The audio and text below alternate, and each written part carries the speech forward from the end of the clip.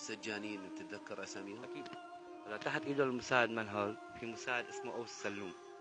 اوس سلوم هو، بس خليني اقول لك على المساعد منهل. مساعد منهل من مصياف، هو من سكان مصياف. وفي عنده اخت، طبعا لانه في شخص بيعرفه من برا اجى لعنه. في عنده اخت ساكنه بمنطقه هون بالشام اسمها جبل الورد، وهي منطقه كتير صغيره. يعني اذا حدا قصد انه يلاقيها لاخته بيقدر يلاقيها، لان هذا الشخص اذا انجاب في كتير معلومات مخبايه وكتير معلومات مخفيه هو بيعرفها. هو بيعرف كل شيء بالسجن، وهو قديم كتير بالسجن. هو له من سنه 2008 موجود بالسجن، هو من اقدم العناصر طبعا. هلا في تحت ايده المساعد او السلوم. او السلوم هو من منطقه حبص القبو. او السلوم بدون قرارات قاضي ولا اعدام ولا شيء، هو مصفي ما يفوق ال 500 زلمه بالسجن. كان يقول للشخص حط في عنا هنيك النعله عريضه، النعله اللي عند الحيط تجي هيك عريضه. بيقول للشخص انه حط راسك على النعله، بحط راسه على النعله، بيضل بيضرب فيه على راسه بالبوط لحتى يشهر او ينزل من اذانه دم او كذا. فبيعيط لرئيس المهجع. هنيك رئيس المهجع كانوا يقولوا له عرصه المهجع، عشان الاذلال طبعا، انه بيقصدوا فيها انه هو العرصه واللي موجودين بالمهجع الشراميط تبعته. معلي انا اسف على هذا الالفاظ اللي عم بقولها، بس لحتى توصل الفكره صح. بيساله انه هذا كيف مات، فبيقول له زحف بالحمام. اكثر من هيك كلمه ما بيقدر. لما بده ينطلب من المهجع رئيس المهجع وشاهدين عشان يكتبوا ضبط الحادثه ويحيلوه على المشفى. هاي شغله من شغلات او السلوم. او السلوم ابسط شغله عنده هي الحرمان من الاكل. بيحرمك مثلا من الخبز 3 ايام او من لا يفتح خبز. وهنيك الشغله الوحيده اللي بتفيدنا، يعني او معتمدين عليها نحن، مو بتفيدنا لأن حتى الخبز تبعهم ما له مفيد. اللي معتمدين عليها شوي هي الخبز.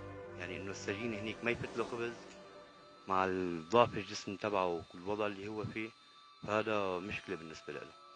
ابسط شغله عنده انه كان مثلا مره من المرات كان جاي بيض ومربى محطوطين مع بعضهم، بيحطون هن بالجاطات اللي العالم بالحياة العامة بيغسلوا فيها أو يعني بيستعملوها لشغلات مو للأكل أكيد. فهن بيحطوا لنا بهاي الجاطات، بيحطوا لنا الأكل. فبيعيط له لرئيس المهجع بيقول له تعال اسحب أكلك، بيسحبه بيقول له تعال عندي. عجون البيض والمربى مع بعضهم، خلي البيض مثل ما هو قشره يفاسه كلياته ويخلطه مع المربى، وبصير بطعميه للعالم قدامه. هو واقف بيقول له يلا طعميه اللقمة لقمة، كل واحد بطعميه اللقمة لقمة. حط الجاط برا وبيحمل حاله وبيروح. كمان هي شغلة من شغلاته. يعني تحت ايد مساعد او في الرقيب رمضان العيسى، رمضان عيسى العلي.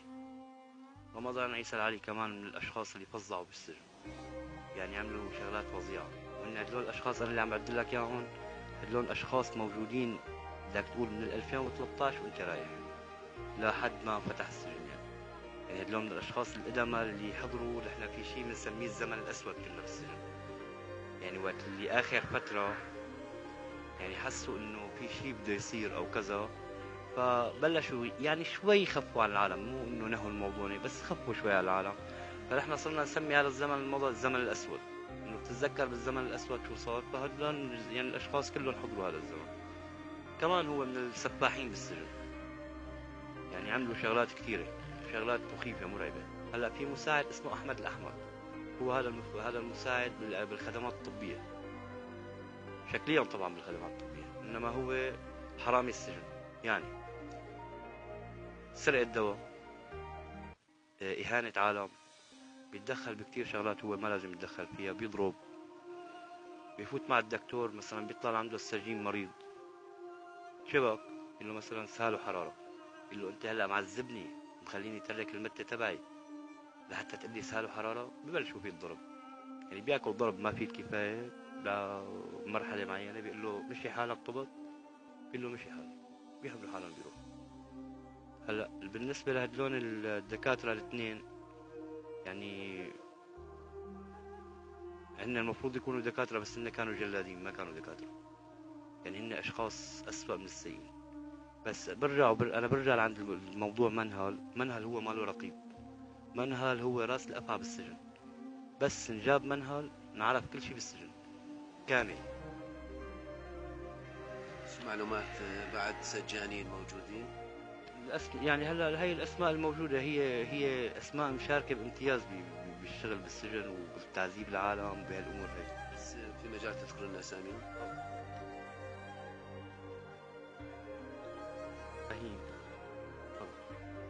في عندك علي ابراهيم، وعندك مازن شاهين، وعندك عمار العيسى.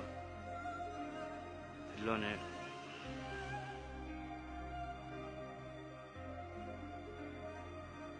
في عندك حنان موصلي، وعندك محمود الأحمد، في أوس سلوم، في رمضان عيسى العلي، في جعفر الشاويش، في محمد محرز، في واحد بيقولوا له أبو النصر، هذا ما كان معروف غير أبو النصر، بس صورته موجودة معي هلا كمان أنا بقدر أعطيك صورته يعني. هذا كمان من الأشخاص اللي عملوا كتير شغلات. في إبراهيم الحسن، في يحيى السقا. يحيى السقا كان لقبه أبو العواصف، وكان مستلم الزنازين. يحيى السقا شغلته يعذب الزنازين، أي واحد بينزل عنده على الزنزانة كان المساعد منهل يقول له هذا إلك، يعني يقول له أنت ربه، أنت بتعيشه وأنت بتموته، أنت بالجوع وأنت بالشبع، شو ما بدك تعمل فيها اعمل، وإذا طلع جثة من عندك بالناقص كلب من هالكلاب اللي عندنا، في كلاب كتير. هذا يحيى السقا. يحيى السقا من العالم اللي فظعت كمان بالسجن. في إيهاب السليم، وفي سامح شيحة. يعني هدول البقايا كلهم معلوماتهم صح هون. في المجندين، المجندين كانوا شو ياخذوا تعليمات من المتطوعين يشتغلوا، دائما كانت تعليماتهم ضربوا واقتلوا. يعني بشكل عام اللي بيفيد بالموضوع تبع السجن، في شغلات انا عم شوفها مثلا على التلفزيون او عم شوفها على الانترنت، العالم عم تسأل وهن عم يسألوا بمكان مجهول. اذا بدكم الاجوبة المضبوطة وبتاخذوا الشيء اللي انتم بدكم اياه، فالمساعد منهل هو اكثر شخص ممكن يوصلكم لهذا الشيء. تمام. هلا في شغلة ثانية، من فترة انحكى عن موضوع برادات حمل، يعني أربعة وخميس وجمعة، السبت بالليل انفتح السجن. الأربعة وخميس والجمعة كانوا طول الليل في برادات عم تفوت وتطلع على ساحة السجن، ونحن عم نسمع صوتها كنا. يعني البراد يجي يوقف فترة قصيرة ويمشي، يرجع يجي غيره. وعادة بالليل يعني إنه لا بيجيبوا أكل ولا بيجيبوا، يعني الأكل معروف كان يجي بالنهار، يطلع بالنهار، لكن إذا بده يجي خبز أو في دورية محكمة أو كذا هذا كله بالنهار. إنما بالليل البرادات هي أخذت عالم، لأن صار في حركة وفتح أبواب بالسجن.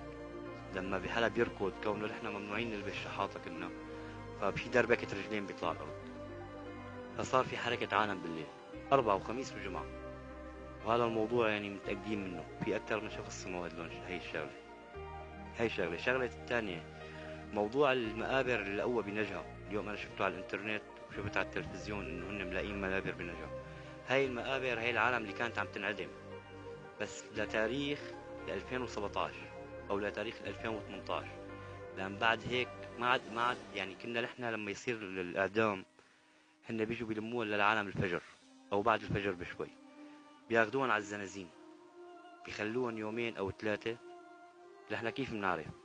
نحن كانوا دايما لما بده ينفذوا الإعدام كنا نحن مهجعنا وفي قدامنا مهجعين فاضيين، فنحن كانوا يشيلونا من المهجع تبعنا ياخدونا لمحل تاني ويجيبوا هاي العالم يحطوها بهاي المهاجع. كيف نحن نعرف انه في عالم فاتت لهون؟ نجي نلاقي ثياب، نلاقي بطانيات، نلاقي كذا، انه اغراض كتير نلاقي. بالضبط نعرف انه هدلون اليوم نفذوا اعدام. هلا هن بيشتغلوا بالليل، كانوا بالاعدامات ببلشوا تقريبا الساعة 12 بالليل، بيبقوا تقريبا للتنتين او ثلاثة عم يشتغلوا. شو أساليب الإعدام اللي اتبعوها؟ هلا نحن غرفة الانتظار صايرة بهالشكل هذا، والجناح هيك. فبالليل كونه السجن كبير وفاضي، يعني بهو المسدس هذا اللي عم يحطوه على التلفزيون، الساحة الكبيرة بالليل بتعطي صدى، يعني صوت عياط الشرطة وكذا، فنحن بنسمع الأصوات. هن بيحطوهم بغرفة الانتظار، طبعا بنسمع نحن الضرب والترجي والبكي والعياط، هذا كله عم نسمعه كله. بيجوا بيعدوا 10 أسامي 10 أسامي، بياخدوا 10 أشخاص، بيغيبوا تقريبا 5 دقائق أو 6 دقائق، نسمع صوت لبدة، شي خبط، بيرجعوا بيجوا بياخدوا 10 أسامي غيرهم. بس خلصوا 100 150 200. هلا بادئ الأمر كان كل أسبوع عندهم 100 150. بعدين صاروا كل 15 يوم، بعدين صاروا كل شهر.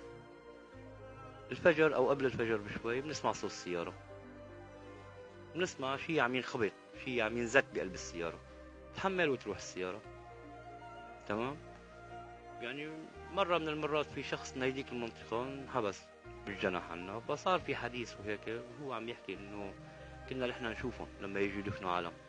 يعني هو عم يقول انه نحن بنعرف وين بيندفنوا هدول وكذا، بس هنيك ما حدا بيسترجي يقرب. ليش؟ لانه بتيجي الشرطة العسكرية بتطول القرنة كلها هنيك، وبيجيبوا المسؤولين على القرنة هنيك يعني الدفن والكذا، بيدفنوا العالم، بيخلصوا بيحملوا حالهم بيروحوا.